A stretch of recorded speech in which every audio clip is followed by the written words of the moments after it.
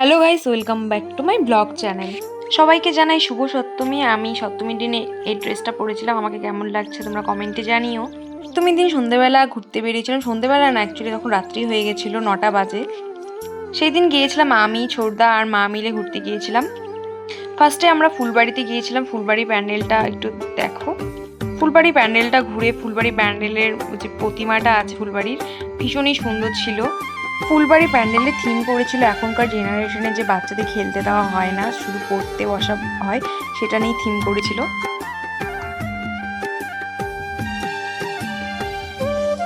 এখানে দেখো গোল্ডেন উপরে কাজ করা প্রতিমার উপরে ভীষণই সুন্দর লাগছিল দেখতে।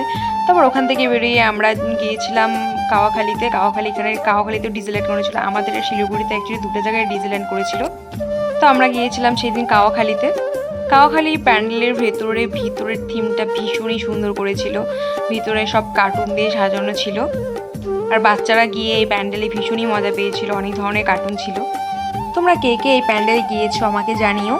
সেখান থেকে বেরিয়ে গেলাম মাটিগাড়ার দিকে। আমি আর ওই প্যান্ডেলে ভিডিও করিনি, কারণ আগের দিনও আমি ভাইয়ের সাথে গিয়েছিলাম। যেহেতু মা আগের দিন যায়নি, তাই মাকে আমরা যেগুলো প্যান্ডেল দেখেছিলাম ওগুলো প্যান্ডেল আবার রিপিট ঘুরিয়ে দেখানো হয়েছিল।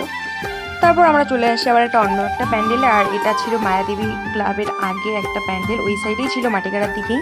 এই প্যান্ডেলে সেরকম একটা কেউ যাচ্ছিল না, যদিও প্যান্ডেলটা ভেতর সাইডে ছিল বলে, কিন্তু প্যান্ডেলটা ঢুকে দেখলাম অসাধারণ সুন্দর করেছিল ওই প্যান্ডেলটাও। তারপর আমরা চলে আসি মায়াদেবী ক্লাবে। মায়াদেবী ক্লাবের প্যান্ডেলটাও সুন্দর করেছিল, আর মায়াদেবী ক্লাবের প্যান্ডেলটা করেছিল, থিমটা করেছিল সময়ের ওপরে। ভিডিও এখানে শেষ করছি। ভিডিওটি ভালো লাগে like, comment, share and subscribe করে দিও।